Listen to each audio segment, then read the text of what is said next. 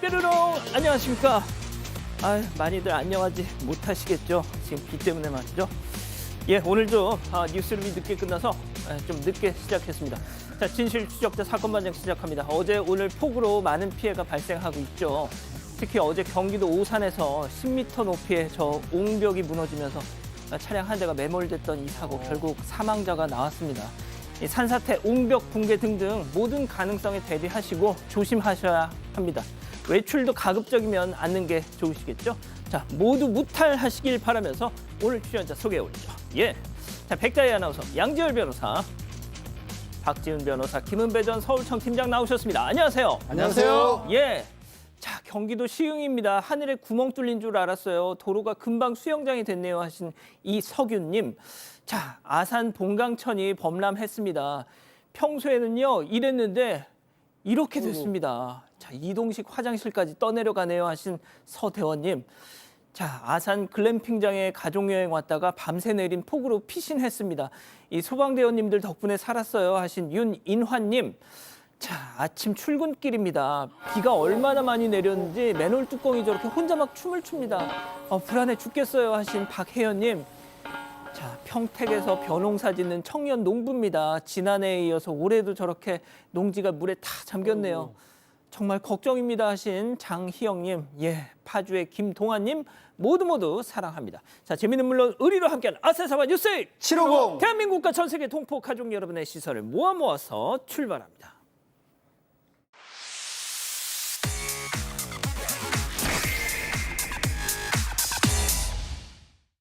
첫 번째 가볼까요? 자, 베트남 여성 폭행 결국 퇴사입니다. 자, 그제 전해드렸던 이 베트남 여성 폭행 사건 기억하시죠? 솔직히 저희도 이 가해 한국인 여성이 다니는 회사 다 알고 있었는데 말이죠. 자, 회사에서 사실상 쫓겨난 모양이에요. 네, 지난 11일 베트남 하노이의 셀프 사진관에서 한국 여성이 베트남 여성 2명의 머리채를 잡고 때리는 등 폭행한 사건과 관련해서인데요. 당시 상황이 담긴 CCTV 영상이 SNS를 통해서 화제가 되면서 가해 여성의 직장 등 신상 정보가 유출돼서 퍼지기도 했었습니다. 가해 여성은 이에 나도 포토부스 폭행 사건이라는 이름으로 신상이 유출된 피해자라면서 술 기운에 하면 안 되는 폭행을 했다 이렇게 해명을 하기도 했는데요. 그리고 바로 오늘 해당 회사 측에서 공식 사과문을 올렸습니다. 회사 측은 가해 여성에 대해서 한국 본사에서 근무 중인 직원이고 당시 베트남 출장 중에 이런 일을 벌였다고 설명을 했고요. 또 늦어진 입장에 대해서는 해당 직원이 퇴근 후 발생한 일이어서 이 SNS에 사건이 널리 퍼진 후에야 상황을 인지했다고 설명을 했습니다. 그러면서 당사 직원의 비윤리적인 행위를 절대 용납할 수 없고 베트남 법규와 문화를 존중하기 때문에 즉각 퇴사 조치를 내렸다고 밝혔는데요. 마지막으로 폭행 피해자에게 진심 어린 사과와 피해 구제를 위해서 최선의 노력을 다하겠다 이렇게 말하기도 했습니다. 예, 좋습니다. 자, 다음 이어가죠. 예, 큰 목소리로 얼른 먹어.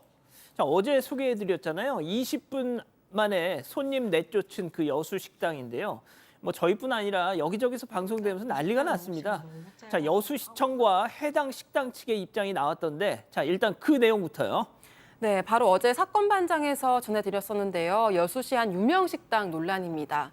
여수의 한 식당을 홀로 찾아서 2인분어치를 주문해 먹고 있던 한 유튜버에게 식당 직원이 20분 만에 나가라면서 압박하는 영상이 공개돼서 논란이 됐는데요.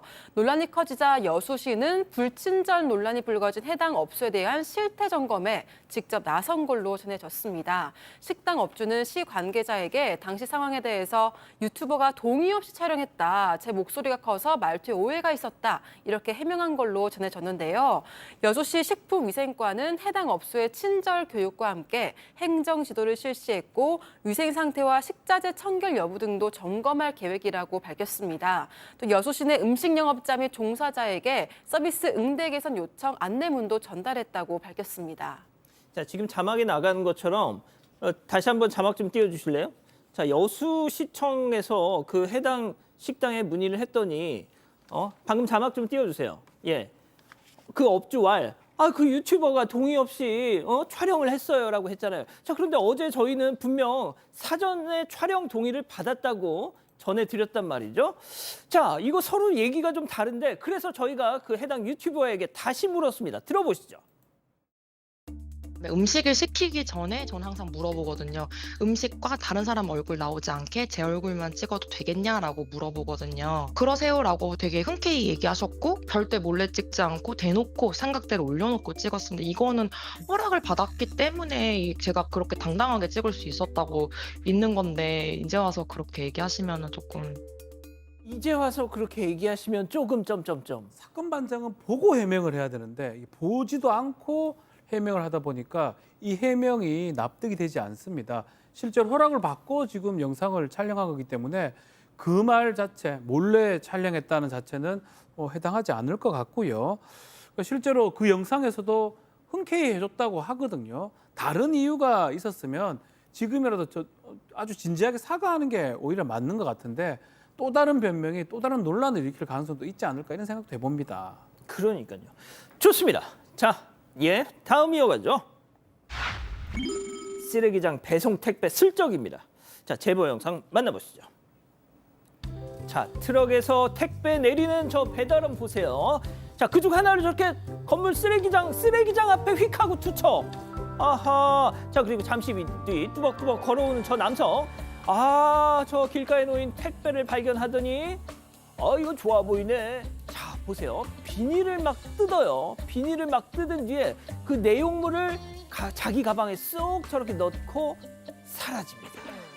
자, 팀장님, 저 짧은 영상 속에 등장하는 빌런이 무려 2명. 그렇습니다. 지난 14일 제보자가 주문한 그 택배로 놓고 벌어진 사건인데요. 트럭에서 택배를 가져온 택배기사가 보통 택배를 가져오게 되면은 그 주문자 집 앞에 갖다 놓지 않습니까? 저도 그렇게 하는데 그런데 집 앞에 놓지 않고 건물 쓰레기장으로 슉 던져놓고 그냥 가버린 거예요. 그 뒤에 한 주민이 쓰레기장을 오다 보니까 택배 상자가 있으니까 남의 겁니다. 택배 상자를 보더니 그걸 임의로 뜯어버렸어요. 뜯은 다음에 그 안에 들어있는 물건만 자기 가방에 넣고 살짝 사라졌는데 그 후에 한 30분이 지났는데 이 주민이 다시 또 쓰레기장에 오더니 가져갔던 물건을 쓰레기장에 버리고 간 거예요. 그러니까 처음에 택배기사가 그거를 집 앞에 앉는 것도 이상하고 두 번째 남의 택배 물건을 뜯어 가져간 것도 이상하고 물건을 가져가는데 다시 가깝다? 이 참 황당한 일이 발생했던 것이죠. 자, 양 변호사님, 남의 물건 훔쳤다가 도로 갖다 놓는다고 없던 일이 되는 겁니까? 그럴 리가 없죠. 이미 저거는 이제 뭐 절도가 될 수도 있고요. 아니면 뭐 정유이탈물 횡령 이런 것이 될 수도 있는데 문제는 하여튼 이게 좀 택배가 오면 전화로 통지가 가잖아요. 문자로. 그러니까 택배 완료라는 문자를 받고 당연히 집에 잘 와 있을 줄 알았는데 집주인이 이 제보자에게 연락을 했다는 거예요. 뜯어진 택배 상자를 보고 아니 왜 멀쩡한 택배를 쓰레기장에 버려놨냐. 그래서 이 상황을 지금 알게 된 겁니다. 택배기사한테 연락해서 아니 택배를 왜 그렇게 던져놓고 갔냐라고 하니까 아니 내가 뭔지 던졌냐 그런 소리 하지 마라 잘 갖다 놨다 그러니까 CCTV를 보여주니까 하는 얘기가 저게 허리 속에서 놓은 거지 던진 거냐? 글쎄요 저걸 어떻게 보여야 허리 속에 놓은 거라고 볼 수 있을까요? 하여튼 이 제보자분은 사과 한마디도 못 들었을 뿐더러 지금 이 택배기사가 집 주소 알죠? 전화번호까지 알잖아. 혹시 해코지 할까 봐 걱정까지 하고 계신답니다. 자, 허리 숙여. 그냥 글쎄요. 모르겠습니다. 아무튼 근데 저분이 저거를 집 문 앞에 이렇게 갖다 놓거나 했어야지 쓰레기장에다 저걸 던져 놓으니 박 변호사님. 던지를 써도 안 됩니다. 저거 한 2걸음 걸으면 되지 않습니까? 3걸음인가요? 조금만 걸어가서 앞에 놔두면 되는데 던지다가 뭐 파손이나 다른 위험도 있고 쓰레기통에 던지면 다 오해받기 십상이거든요. 저걸 더, 가져간 분도 네, 쓰레기라고 보니까 쓰레기통에 있으니까. 음. 그래서 사실은 갖다 두든지 정말 잘 던지라 이 말은 좀 잘못된 것 같고 갖다 두죠. 택배 기사들 대부분 그렇거든요. 예. 아쉽습니다. 뭐 아무튼 더운 날 이렇게 고생하시는데 말이죠. 자, 마지막 사연으로 가볼게요. 선택적 공황장애 시어머니라. 자, 집단 지성의 판단을 받아보고 싶으시다면서 제보해 주신 사연 함께 들어보시죠. 안녕하세요. 결혼 8년 차 30대 여성입니다. 남편은 다소 거칠고 무뚝뚝한 시아버지와 다르게 온순하고 다정다감해요. 그래서인지 시어머니는 맏아들인 저희 남편에게 마치 애인을 대하는 것처럼 지나치게 애정이 많으신데요. 주말에는 아들들과 여행을 가고 싶다고 하셔서 남편은 저와 아이를 놔두고 부모님과 여행도 자주 다녀오고요. 평일 저녁에는 아들이 보고 싶다며 남편에게 집에 와서 자고 가라고 하십니다. 처음 몇 년간은 남편도 어쩔 수 없다는 듯이 시댁에 다녀오고 했는데 이제는 아이들도 커서 평일 저녁이나 주말에 아빠랑 놀고 싶어 해요. 그래서 남편이 시어머니 호출을 몇 번 거절을 했었는데요. 그런데 어느 날 시어머니께서 남편에게 공황장애가 와서 숨이 안 쉬어진다. 빨리 와서 병원에 데려달라 이렇게 전화를 하셨다는 겁니다. 남편은 지금 바로 갈 수가 없으니까 일단 119를 불러서 응급실에 가 계시면 금방 가겠다고 하니까 네가 직접 오라고 하셨대요. 그래서 남편이 그럼 아내를 보낼 테니까 타고 가시라 이렇게 했는데 곧바로 다시 숨이 쉬어지니까 오지 말라며 뚝 끊으셨다는 겁니다. 시어머니께서 수년째 이러시니까 저와 남편도 현재 모두 지친 상태인데요. 대체 저랑 남편이 어떻게 하면 좋은 걸까요? 자, 기다리고 기다리셨던 푸처 핸즈업 타임 6천여 분의 우리 가족 여러분 채팅창에 OX로 함께 참여해 보시죠. 먼저 사연자 며느리입니다. 어머니, 영화 올가미 찍으세요. 제가 지훈 씨한테 사다 준 장난감이에요. 아니 발연기까지 하시면 어떡해. 지훈 씨한테는 숨 하시다가 다 해보낼게요 했더니 숨이 막 갑자기 잘 쉬어지세요. 왜 저를 공황장애 특효약으로 만드세요. 어머님 진짜 어지간히 좀 하세요. 동그라미. 아니 이럴 수가. 아 좋습니다. 자 다음 시어머니예요. 어머머머 얘 말하는 싸가지 좀 봐. 아주 그냥 시애미 한 대 치겠네. 야 너 시애비가 하도 부실해서 요즘 말로 사랑꾼 아들내미 덕 좀 보려고 그랬다. 어쩔래? 고작 8년같이 산 것이 어디서 30년 모자 사이를 갈라치기 하려고. 괘씸한 것. 이래서 집구석에 여자 하나 잘못 들이면 콩가루가 되는 거야 엑스. 아니 이렇게까지 나올 건 아니에요. 예, 아니 제가 워낙 극단적인 걸 아니 좋아해서. 너무 세게 지금 X를. 예. 아니 일단 뭐 이 낙장 불입, 네. 일수 불태. 자, 팀장님. 그렇습니다. 지금 어머니 입장에서 볼 때는 아들이 뭐 귀엽고 사랑스러워서 관계가 의존적으로 돼 있는데 너무 심한 거예요. 여행도 같이 가고 잠도 자라. 아니 결혼시켜 보냈으면은 그 남의 자식은 아니더라 하더라도 아내한테 보냈으면 책임져야 되는데 왜 부모가 간섭합니까? 그리고 공황장애라고 했으면서 공황장애를 딱 끝난다. 이거는 제가 보기에는 며느리께서 설득을 해 보시고 안 되면은 내가 볼 때는 시어머니하고 남편이랑 아내가 거리 두기도 안 된다. 그러면 심리 상담을 받게 해가지고 이 성격을 고쳐야지 그냥 두시면 평생 내내 고생하게 됩니다. 성격을 바꾸셔야 돼요. 예, 백대 아나운서. 네, 저도 시어머니가 바뀔 것 같진 않아서 그냥 필요할 때는 선을 긋는 것도 필요하다고 생각을 하는데 근데 또 한편으로는 이 시어머니한테 외로움도 있으신 것 같아요. 그래서 또 잘해드릴 때는 두 분이 또 같이 잘해드리는 게 어떨까 이런 생각도 같이 해봤습니다. 자, 근데 사실은 이게 공황장애 증세라는 게 이게 완전 지어낸 거는 저는 아니라고 보거든요. 지어내기도 어려워요. 아 근데 며느리 그러니까 사람마다 다를 수 있는 거죠. 안전함을 느낄 수 있고 안도감을. 제가 뭐 의학적 지식이 많지 않기 때문에 이 시어머니가 거짓말하거나 지어냈다고 하더라도 사실은 맞춰주는 게 맞지 않나 또 생각도 들어요. 지어냈지 않았을 것 같은데 설사 지어냈다고 하더라도 맞춰줘야 된다. 다만 이제 해결책을 물어봤으니까 줄여야 되겠죠. 그렇지만 아예 끊어가지고 일부러 안 간다든지 하면 더 증세가 커질 수 있고 더 사실 말씀을 하실 수 있거든요. 그래서 잘 조절하되 빈도를 좀 줄이는 그런 방법을 택하셔야 된다 이런 생각이 듭니다. 양 변호사님. 지금 남편분도 그렇고 사연자분도 그렇고 너무 착하시고 다 받아주려고 하시는 과정이니까 지치시는 것 같거든요. 여기서 이제 남편분이 시간이 없다 그러니까 또 포기를 하잖아요. 그렇게 이제 툭툭툭 쳐내다 보면 어머님이 지쳐서 나가 떨어지지 않을까 하는 생각이 좀 듭니다. 그게 차라리 나을 것 같아요. 예. 너무 칼같이 잘리기는 좀 그렇잖아요. 네. 그렇군요. 자, 우리 가족 여러분들은 뭐라고 하실까요? 네, 남은을보님 결혼시켰으면 남이라고 생각하세요라고 하셨고요. 오순벨님도 아들 놓아주세요라고 하셨습니다. 하얀꽃님은 이사 가세요 이런 댓글 남겨주셨습니다. 예, 자 제보 메일, 제보 카톡 많은 연락 기다리고 있습니다. 잠시 후에 돌아옵니다. 채널 고정 리모컨 돈 터치. 나는 디펜드 스타일을 쓰는 요기니입니다. 내 몸의 움직임이 온종일 자유롭도록 오직 땀만 흘릴 수 있도록 디펜드 스타일. 뉴프릴 시크릿 오브 베이킹소다. 와, 맛있겠다. 근데 설거지는 어떻게? 걱정 마. 프릴. 셀프 기름 분해 효과로 기름기 많은 설거지도 싹! 깨끗해. 새로워진 프릴을 경험해보세요. 시간을 채우는 특별한 힘. 고운진의 독자적 핵심 성분으로 느슨해진 피부 조직을 탄탄하게. 이노크림. 타임리스 뷰티. 고운진. 얼룩 제거하려고 안 써본 방법이 없거든요. 세탁세제만 쓰면 부족한 부분이 있었는데 유한젠 한 컵 같이 쓰니까 흰 옷은 더 희게 되고 색깔 옷은 선명해지고 제 속이 다 확 뚫리는 것 같아요. 이젠 유한젠.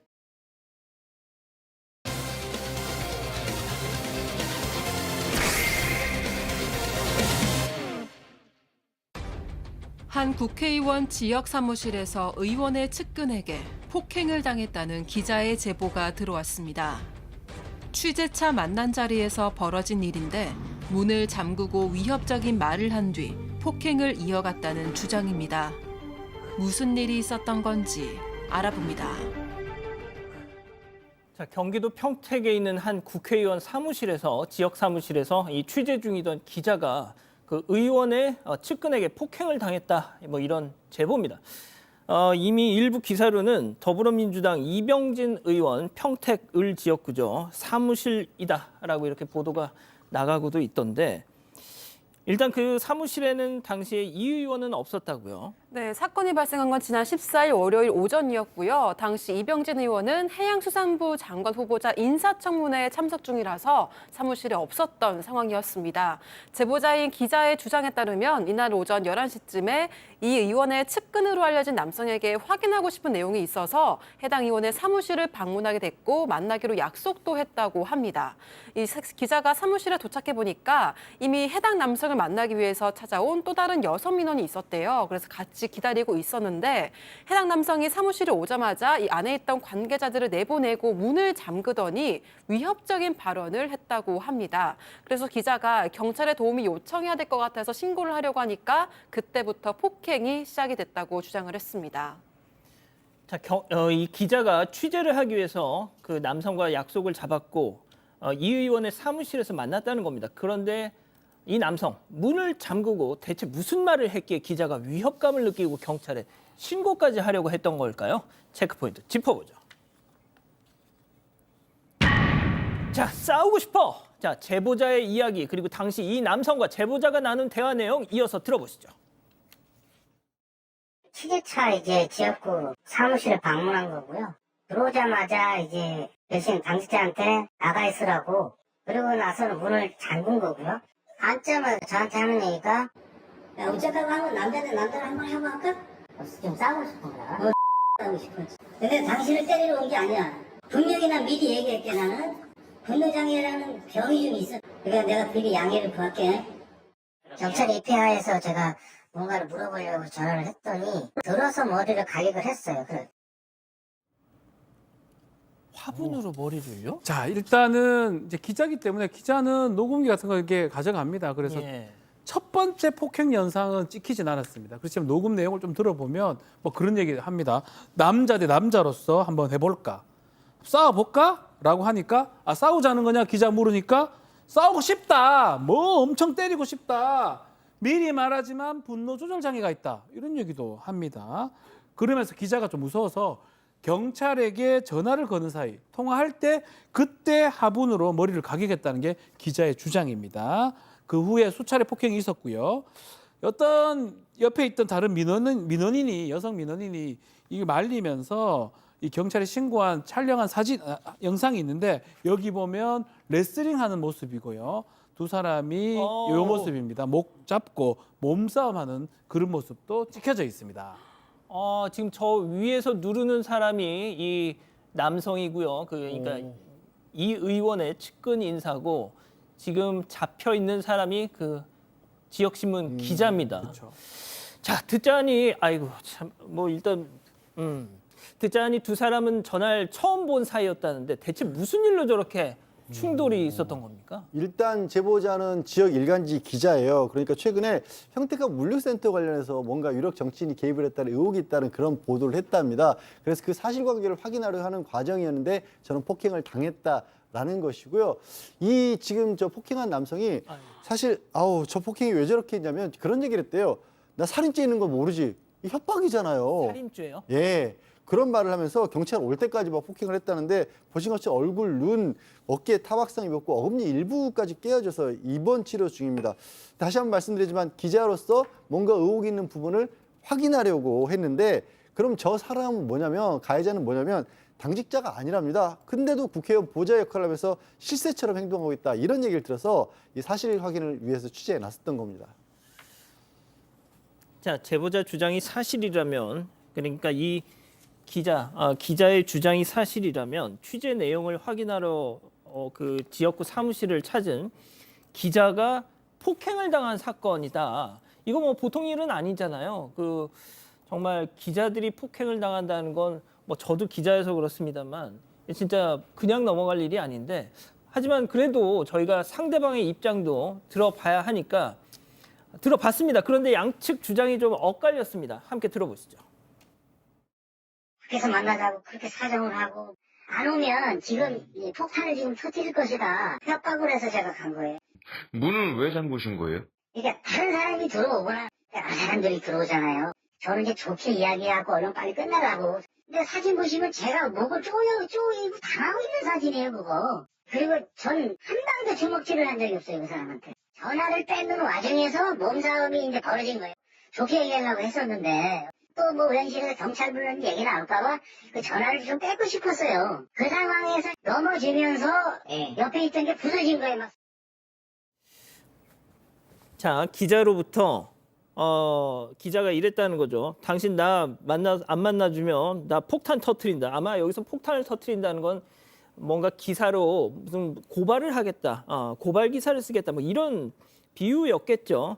자, 그런 협박을 받았고 화분도 던진 게 아니라 몸싸움 과정에서 떨어져서 깨진 거다, 팀장님. 그렇습니다. 그 주장이 엇갈리고 있는데요. 이 남성의 주장은 뭐냐면은 의원 사무실이 아닌 다른 곳에서 만나자고 했는데 기자가 여기서 봐야 된다면서 안 그러면 본인이 취재한 내용을 터뜨리겠다 했기 때문에 어쩔 수 없이 거기서밖에 만날 수 없다 이렇게 말하고 있는 거고요. 그러면서 화분으로 기자의 머리를 때린 것이 아니라 기자가 경찰에 신고하면은 경찰이 오게 되면 의원실이니까 안 좋은 얘기가 나올 것 같아가지고 기자의 휴대폰 즉 전화기를 뺏으려는 과정에서 몸싸움하는 과정에서 화분이 넘어져 깨진 거다. 때린 사실이 없다고 주장하고 있습니다. 그러면서 주먹질 한 적도 없고 영상에 나오듯이 자기도 목 졸렸다. 같이 목 졸렸다고 주장하고 있는 거예요. 그리고 문을 잠근 사실에 대해서는 인정을 하는데 사무실이 워낙 열려 있었고 넓기 때문에 빨리 좋게 끝나려고 문을 잠궜다. 이렇게 주장하고 있는 상태입니다. 자, 이번 사건의 이 배경이 됐던 그 의혹, 평택항 부지 특혜 의혹, 뭐 이거는 일단 좀 논외로 하겠습니다. 자, 그런데 폭행 사건만 놓고 보면 양측의 주장이 계속 엇갈리고 있는 거잖아요. 자, 이 남성, 그러니까 지금 가해자로 추정되는 남성, 당직자가 아닌 더불어민주당 당원이었다, 당원 신분이었는데 이번 사건으로 무슨 뭡니까? 출당 조치가 됐다고 하더라고요. 일단 그게 이제 그 의원 쪽의 입장인 겁니다. 일단 지금 지역 신문사에서는 이거 공개 사과하라. 그렇지 않으면 언론 노조하고 기자협회 쪽에 문제 제기를 하겠다라는 입장인데 뭐 이미 사건 보도에도 이렇게 알려지고 있기 때문에 사건 보도가 알려지기 때문에 공개가 된 셈이고요. 이거는 지역 언론계에서도 언론의 취재 활동에 대한 폭력이다 이렇게 지금 정의를 하고 있습니다. 말씀하신 부분은 뭐냐면 이 지금 기자는 저 이병진 의원 실세로 행동하던 사람이었기 때문에 사실관계를 확인하러 갔다라고 하지 않습니까?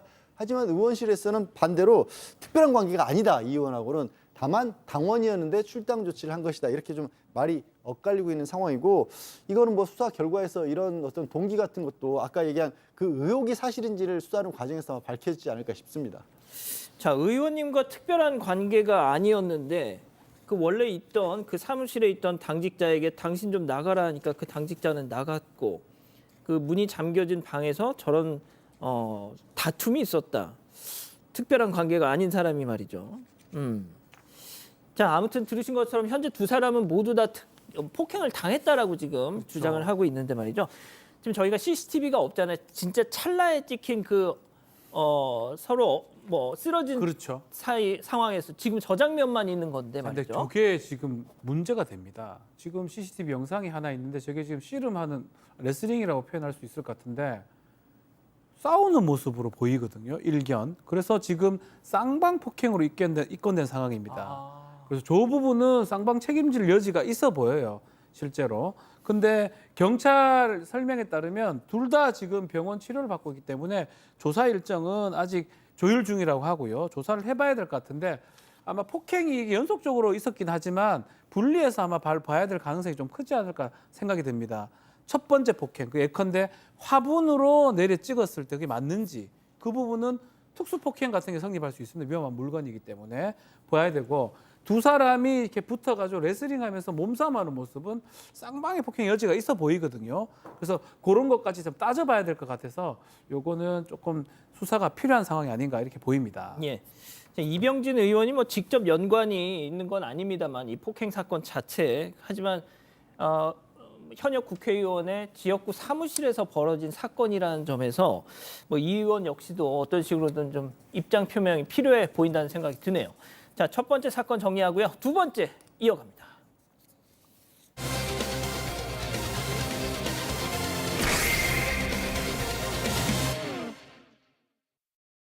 안녕하세요. 홍보실입니다. 여러분 평소 어떤 영상을 즐겨보세요? 드라마? 영화? 아니면 유튜브? 그럼 혹시 이 영상들의 해상도는 어느 정도인지 알고 계시나요?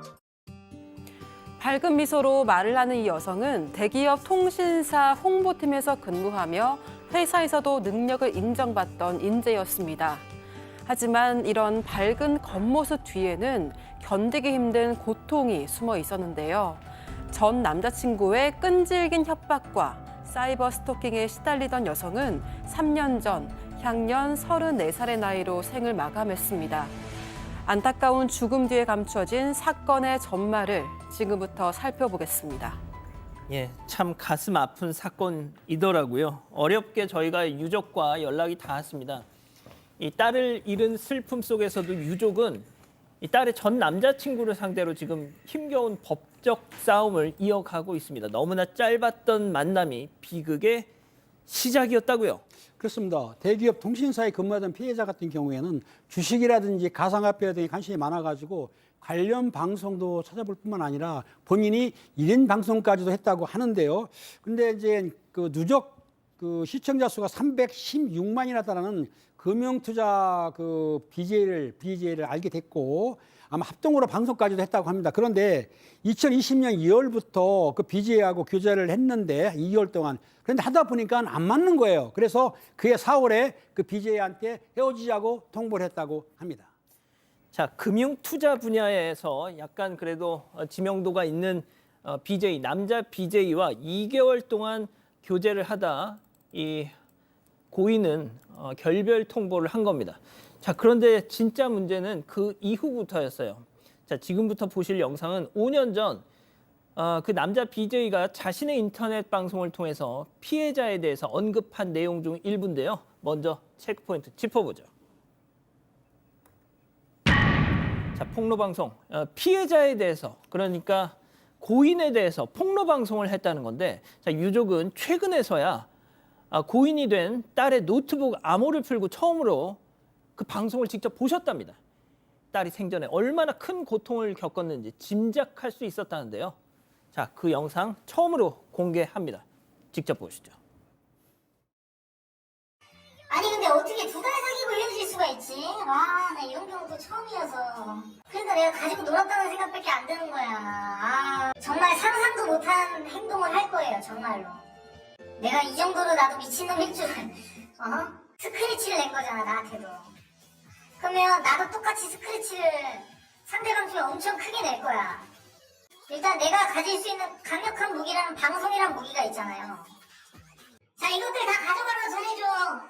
생리대 이것도 가져가시고, 이것도 생리대 가져가시고, 이 화장품도 다 가져가세요. 아니 이게 왜 성적으로 수치심을 느끼는 거야, 이게. 말도 안 되는 소리를 하고 있는데 무슨 이런 개논리가 어딨어. 자, 지금 보신 저 영상이 고인의 노트북에 저장이 돼 있던 겁니다. 고인이 생전에 저 영상을 직접 봤다는 얘기잖아요. 그렇죠. 실제로. 자, 예. 변호사님, 박 변호사님, 자, 나와 교제 중이던 시절에 내가 어떻게 해서 그쪽에 남아있던 내 물건을 저 남자가 막 방송에서 말이죠. 수백 명, 수천 명이 보는 방송에서 막 흔들어 보이면서 말이죠. 예. 수치심, 모욕감, 아마 그런 것들을 많이 느꼈을 것 같은데 실제로 지금 본 것처럼 영향력이 있는 BJ입니다. 가해자는 자신의 방송이 무기라고 본인도 표현을 해요.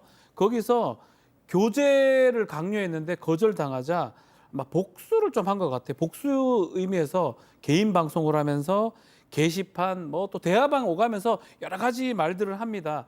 그 방송 중에 지금 5월 1일 날 2020년 5월 1일 날 방송인데 억울함을 푼다 뭐 하면서 진실 증거 이런 얘기를 합니다. 그러면서 우리 둘 간의 관계를 폭로하겠다라고 하면서 특히 유튜브 영상 찍어서 이것을 평생 박제하겠다고 얘기하면서 모든 것을 공개하겠다라고 협박한 상황이고요. 좀 봤지만 개인 어떤 여성 용품이라든지 이런 걸 꺼내서 이렇게 보여주면서 이 보는 시청자들한테 어떤 또 이 피해자한테 상당한 모욕감을 지금 주는 상황이거든요. 그래서 계속 만나자라고 계속 헤어지지 말 만나자고 요청을 했는데 결국은 이 피해자 입장에서는 대화를 거부하고 만나지 않겠다고 계속 얘기를 했었고요. 답장을 하니까 결국은 변할 수 없냐라고 하니까 결국 협박하고 이런 것들을 계속적으로 반복을 한 겁니다. 예, 저희가 이제 유족의 허락을 받고 고인의 이름을 앞서 보신 그 CG에서는 잠깐 보여드렸습니다. 자, 그런데 피해자에 대한 근거 없는 폭로, 당시만 해도 살아 계셨던 피해자에 대한 근거 없는 폭로는 방송으로 그치지 않았습니다. 맞습니다. 가해자는 2020년 5월 1일 폭로 방송 직후에는 약 30개 언론사 기자들에게 허위 제보까지 했는데요. 제보 이메일 내용은 이렇습니다.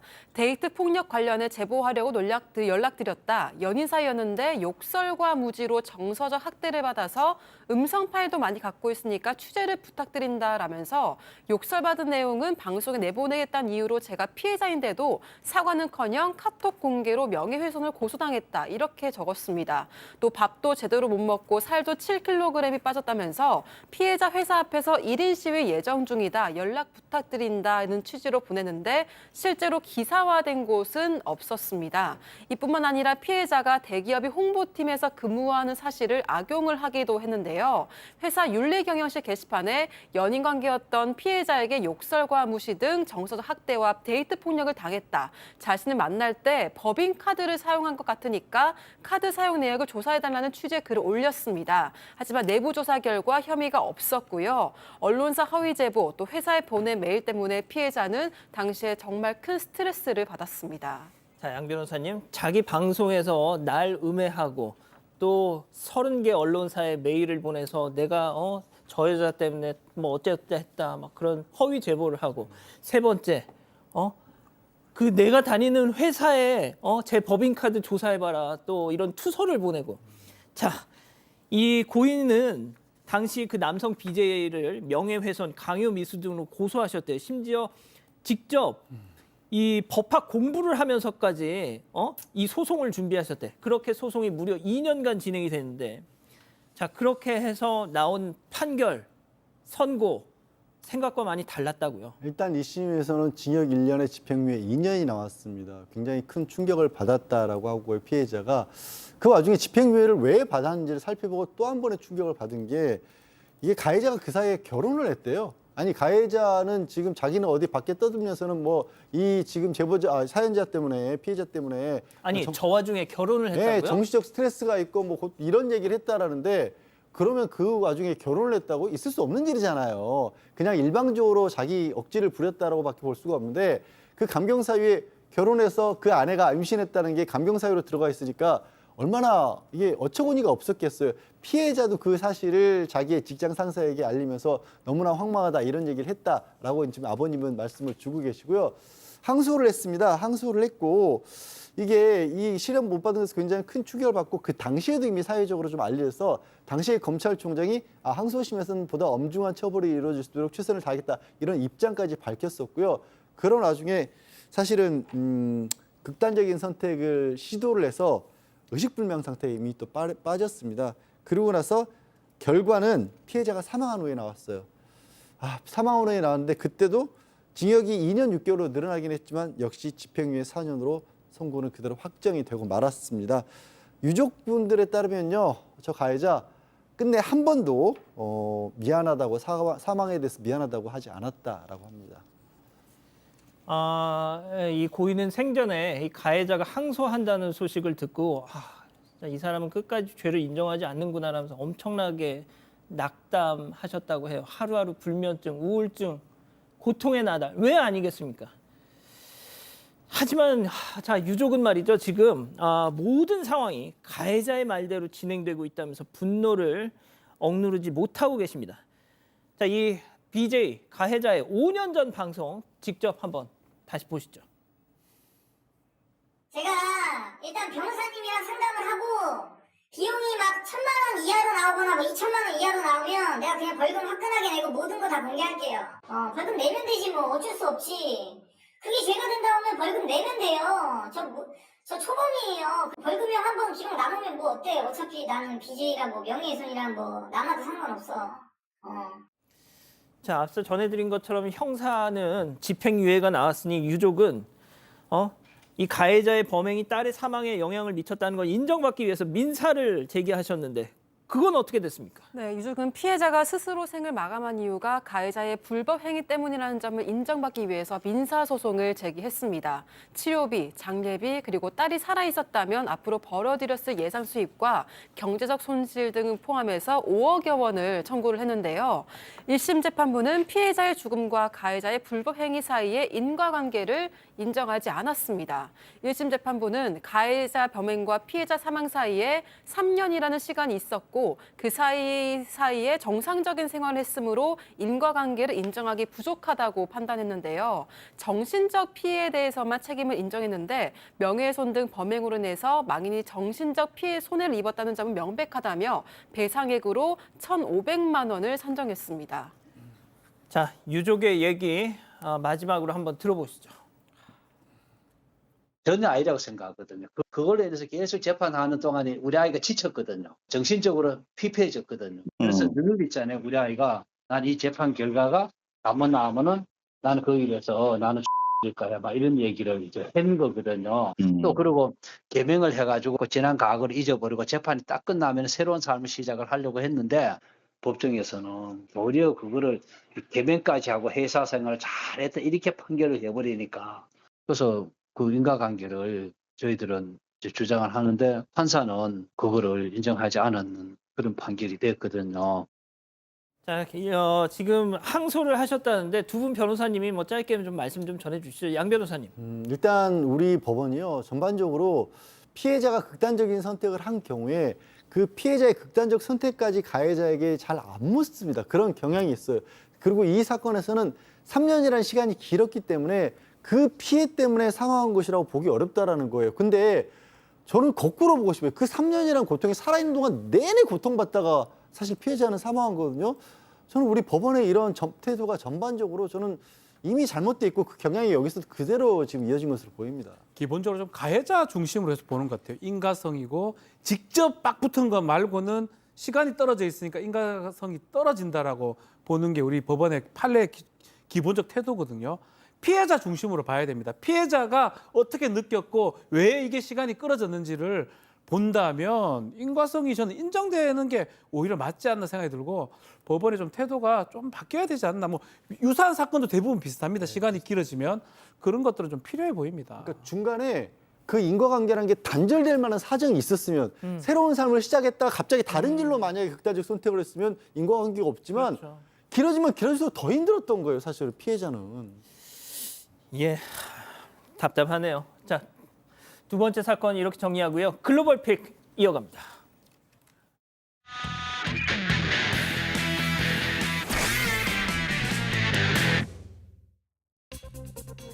곧게 뻗은 도로 위를 슈퍼카 2대가 달리고 있습니다. 파란색 슈퍼카를 뒤따라가던 운전자가 속력을 높여보는데요. 네, 아슬아슬 지나가는 듯하더니 결국 쾅 이렇게 부딪히고 맙니다.